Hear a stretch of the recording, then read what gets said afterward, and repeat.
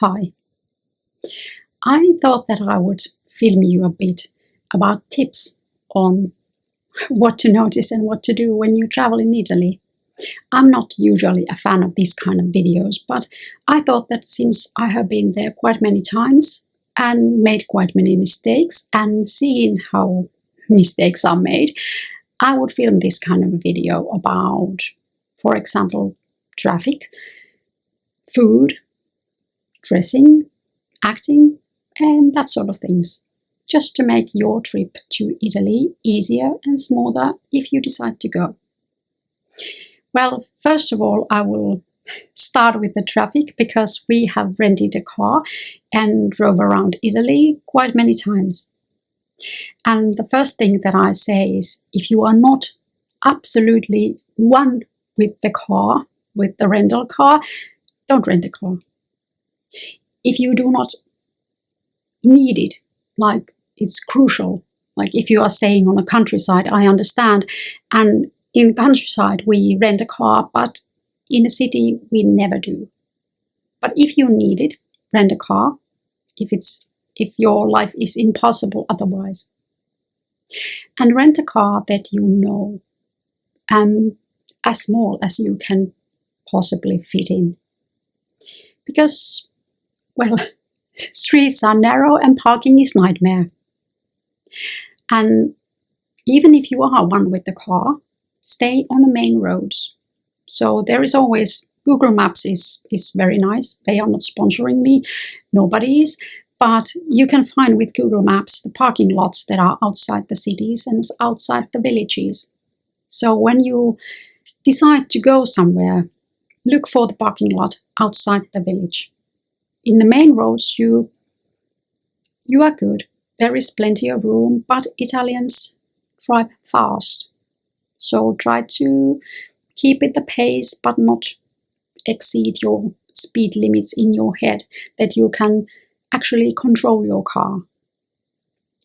And remember that car gets hot really easily. So if you park anywhere, it's like sauna in 5 or 10 minutes. But that's something that everybody knows, I think.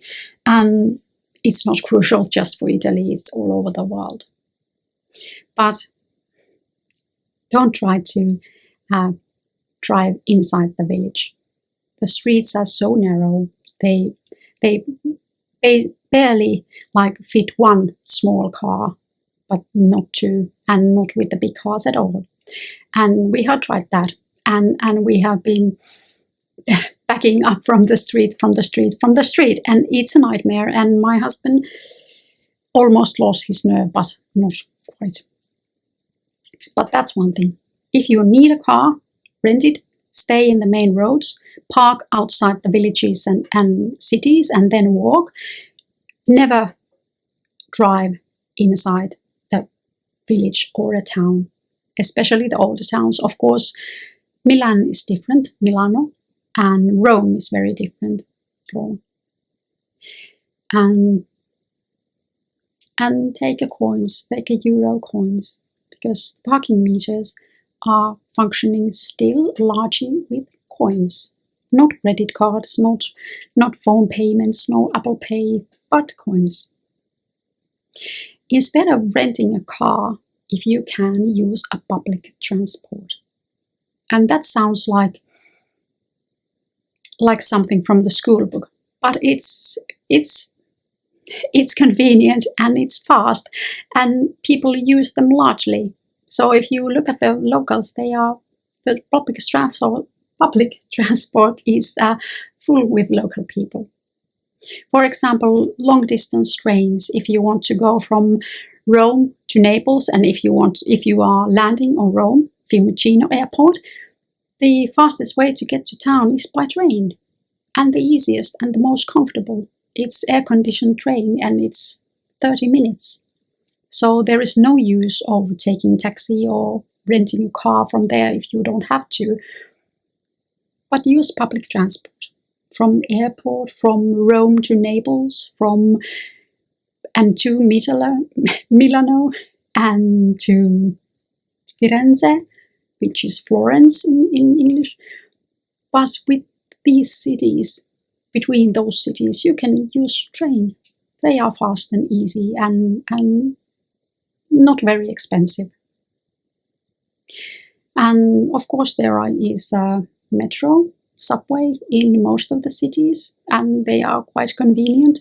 There are some drug users and that sort of people in the trains, in the metro stations. Maybe there isn't, but they are not like terribly dangerous. But of course you have to see the situation where you are going and get out if needed. There is of course taxi in most of the cities. Like in Rome you can use taxi, in Milano you can use taxi, but in Naples I do not recommend, because the city is so old and there has been no renovations, so streets are very narrow and very crowded, and there is people walking on the streets to up and down, so taking a taxi is very slow, and because it's very slow, it's very, very expensive. So from a bit that you would, for example, go with the metro, it's €1.50, so basically nothing. You end up paying €40 to taxi, and it will take double the time. So some places you can use taxi, and it's easy, it's convenient, and it's something under €20. But in Naples, I do not recommend. It's a nightmare. I took a taxi from one place to another and lived to regret that. But that's about the key things about public transportation. And of course, if you have more time, one addition to this, you can travel from country to country with train quite comfortably. I have been or made the trip with the train from Nice, France, to Milano, Italy, and it was quite nice. And it's much faster than by flying. So that was about all from transportation. Of course, when you see streets in Italy, people go toward the red lights and toward the green lights, and just look what the locals do and imitate those. Go cross the street when the locals do, and you'll be fine. But it's chaotic. It's just like the country is. Well, the next thing that I thought that I would talk about is clothing. People use public transportation, and you can see so many things and experience so many things when you walk. So be prepared to walk if you want to have the most of your travels and your trip. And, well, the most comfortable shoes to walk on is the next question. I've seen many people with the sneakers and with the jogging pants and with this kind of sports gear, but it's not the most comfortable one when you travel in a hot climate and when you go in and out of the different buildings. But for shoes, for example, I use always these. They are with sensible heel, with good isolation from the street, so your feet won't get overly heated. And those are sensible German shoes. But those are very good. They are very good for your feet, and they're very airy. And about dressing, well, this is something that I wouldn't dress to a city, but cotton and linen dresses are the most comfortable ones. Of course, if you are a man, then you have long trousers with linen, and they, like my husband says, feels basically like nothing. And I trust his judgment. Wear a hat if you can. The wider hat, the better, because it keeps you in shade. And why not to use sneakers and sports gear? If you heard anything about Italians so far, you know that most of them dress when they go out outside their apartment. Of course, they do exercise too, and then they wear exercise clothing. But anything else, there is no sneakers, there are no yoga pants, there is no sports tops. But they wear dresses and heels and trousers and jewelry and do their hair. So if you go around with sneakers and yoga pants, everybody knows that you are a tourist. And it doesn't matter if everybody knows if you are a tourist, but you won't be treated similarly as if you are dressed like I cannot dress like Italian, but I try my best. I use a dress, I use a blouse and a shirt and a high heel and a lipstick, so I can mingle. And I have to say that when me and my husband travel, to just two of us, we don't usually use very loud voices, so nobody hears what we talk, and it's more than often that somebody comes to ask from us about directions where this and that is. So we blend in quite well. But I would recommend you to try, if you don't have a summer clothing suitable for plus 30, then go shopping in Italy. Just do it and pick outfit and pick shoes and walk around with them and see what happens. And I can say for my shoes, I don't have a blister in my feet. Never, because they are comfortable and they are not too high, but they are high enough that I look like a woman and high enough that I am insulated from the heat of the pavement. And overall, you'll be treated like a lady, and you'll be treated with more respect when you are dressed like a human being and not as a jogger. But of course, it's everybody's choice what they do. But this is something that I see a lot, and I have noticed how people treat you, especially if you go to dinner. Then everybody understands that you cannot go to dinner with the yoga pants and the sneakers. And then I wrote down a few things and I tried to remember. And of course, with the hat comes the worry about sun.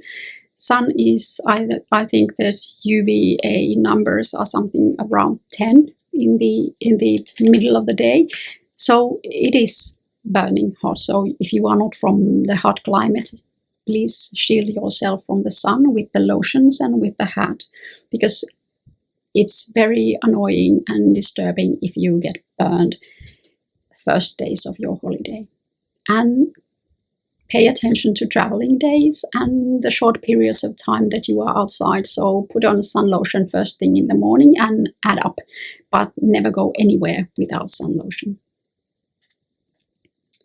And then there is a question of food, of course, and drink. If you do not live in a hot climate, you know that you have to drink. You have to drink like, I don't know, I think that I drink about 6 liters of water every day, and it just vanishes through the air. I sweat, of course, I sweat everywhere, but it's crucial. Otherwise you start to feel bad. And because you eat excessive amount of water, you have to eat something with salts. There are these kind of capsules that you can use. We use them sometimes, especially if we are in a city, that you crush and put to a water bottle and then drink. It has glucose and it has salts, so it balances your body out pretty quickly. Especially if you start to feel queasy, I recommend those. You can find them in every pharmacy in Europe basically, and of course you can bring your own if you have one. But that's quite important for general well-being and how much energy you have through the day. Italian cuisine is known to be good. I love it. And I cannot say anything but positive about it. But it was this one fun day when it was a few years ago, we went to a restaurant, and then there was this kind of large group of foreigners that came in, and they noticed that we aren't Italians either. And then they started to ask us questions, or me, for example, do you have an Italian menu, or do they have English menu? And I said that you are reading the English menu. And they said that they cannot understand a thing what's in the list. The lady was, I think, that very drunk, and the group was quite large, so they got this hysteria among themselves because they didn't understand what was in the menu. Well, I have noticed during the years, of course, I've learned the basic terminology of the menus over the years, and there is 10 different names about to ham. That's just one basic ingredient, another 10 or 15 to cheese. So when she started to ask what's in this, I said ham and cheese. What's in this? I said ham and cheese. But there are different kind of hams and there are different kind of cheeses. So just pick one. If you are allergic to something, like really allergic to, for example, sea life, then you better know what's in the menu. But usually the first ones in the start of the menu are the simplest courses and the inexpensive ones. So usually there is pizza margherita, which is just tomato and cheese, but it's very good. I eat it all the time when we are in Italy, because the tomato sauce, if it's made correctly, is really, really, really good. So do not look down on pizzas with few ingredients. Usually there are the stuff that there is only 3 or 4 ingredients in the whole plate. They are the best ones. And of course there are appetizers and antipasti, which is the first. Well, first of all, if you want to have Italian dinner, it's quite large. I have never in my life eaten a whole Italian dinner, but of course you can try, because there are many courses and you will find them in the menu. So there is first antipasti, which is something small, like a plate of ham and cheese and tomatoes and that sort of things, or frittatas, which are these, or arancinos. They are this kind of a fried, for example, a bowl of fried potatoes, bowl of fried rice. They are really good. They are really salty, so if you are low on salt, they are really good. But first there is antipasti, there is something smaller. Then there is primi pianti, which is first course, and it can be pizza, and it can be pasta, it can be salad. And then there is the second course, which is fish or meat. And then there is the dessert. So if you feel up to it, you can eat the whole selection of courses, because they all are eaten in the same night and not different kind of nights or different nights. But I usually take the antipasti and primi pianti, and I feel that many pastas are very good and quite light. So of course we have thought about it quite much. If we are traveling in Italy, for example, 3 weeks, it's impossible to eat pizza every evening, because then you start to feel yucky. Your stomach doesn't like that, or mine doesn't anyway, and you gain weight quite a lot. So for that, pastas are a good option.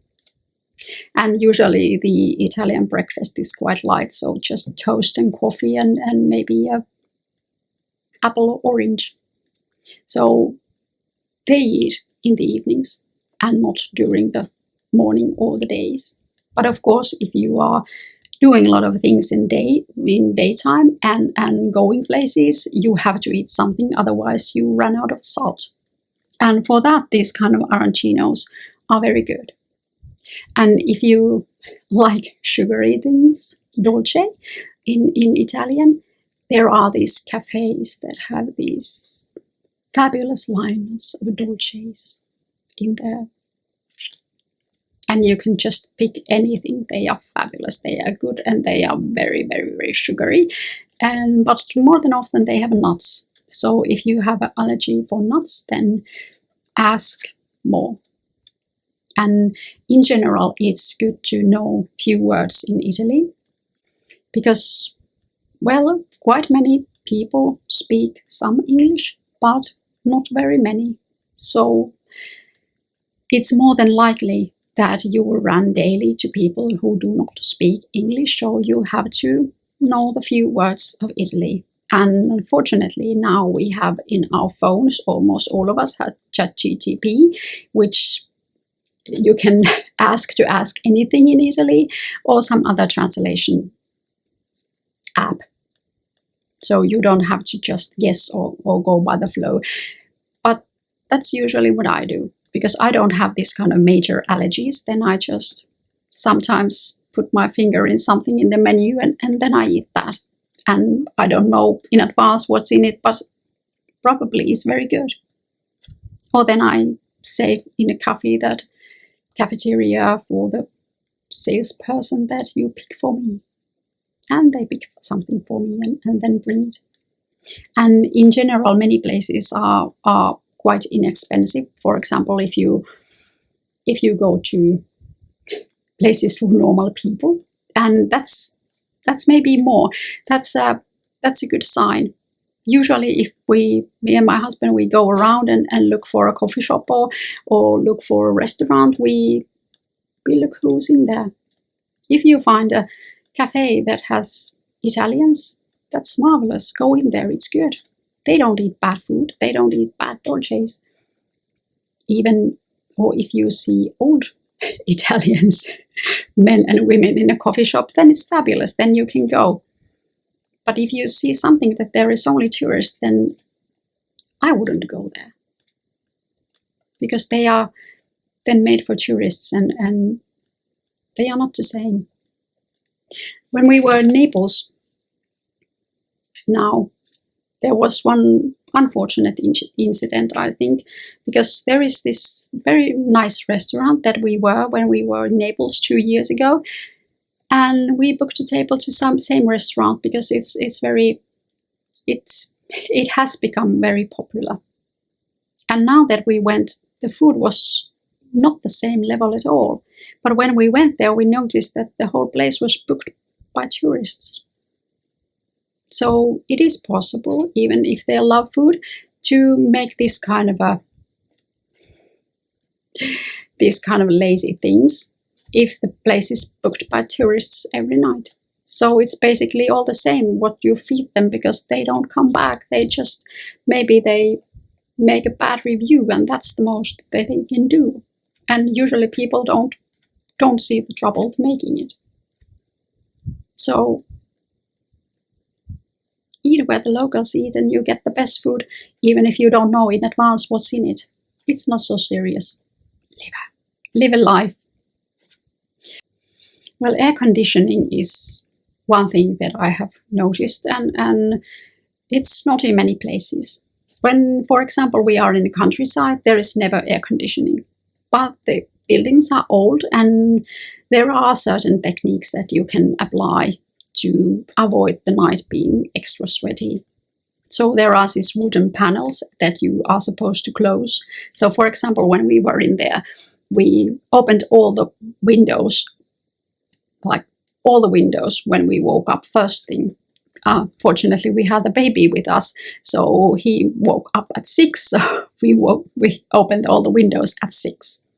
And when the sun starts to heat, so it was at 10 or 11, then we close all the windows, and we close the wooden, panels, wooden panels everywhere, and doors, so the heat don't get in when it starts outside. And then again in the evening, when the sun has set, there is about approximately an hour time before the bats come. So we opened again all the windows if outside was cooler than inside. But sometimes even in the evenings, the inside was cooler than outside. But do not be offended or do not expect everything to have air conditioning. Most shops, the fancy shops, have air conditioning. Normal shops don't. And that's just fine. They are used to it. And you get used to the heat quite quickly.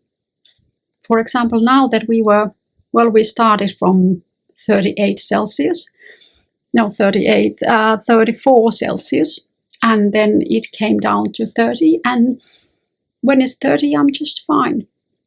You get used to it pretty quickly, but of course you have to adjust your lifestyle, so start to move a little bit slower and don't run around and don't get yourself worked up, and you'll be fine. But of course, if you book a hotel, then most hotels have air conditioning and they have the knowledge in advance if they have or if they have not.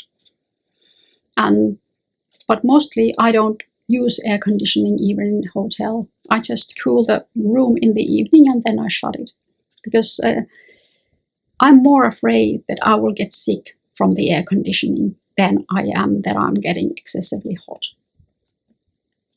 I don't know about you, but I somehow enjoy the hotness of the vacation. So I can feel that all my muscles are relaxed and my skin is somehow very plump, and of course it is because it's not dry like it is at home. But don't expect air conditioning to be everywhere. And for example, this time the car that we rented had an excellent air conditioning, but the car that our eldest had didn't. It had air conditioning, yes, but it was not very effective, so it was hot in a car anyway. But of course, in a car it's more crucial than in a house because, well, you can do what the locals do and drive around with all windows open. You can see it if you are even in a fastest highway. There is somebody driving with their hand out of the window, and it, I don't know. I remember that people did that when I was a child, but of course, where I live, the climate is rarely so hot that you have any use for air conditioning or in a car or in a house or anywhere. But let's forget about that. But those were my trips. If you wish to travel to Italy, what to notice and what to pay attention to. If you have some questions, any questions, please write them down below. I will answer them even after a period of time, because I don't have very many questions in my channel, so I have all the time in the world to answer any questions you have. And I hope that you can spend your holiday somewhere nice. If not in Italy, then somewhere as nice. I hope to see you soon. Goodbye. Arrivederci.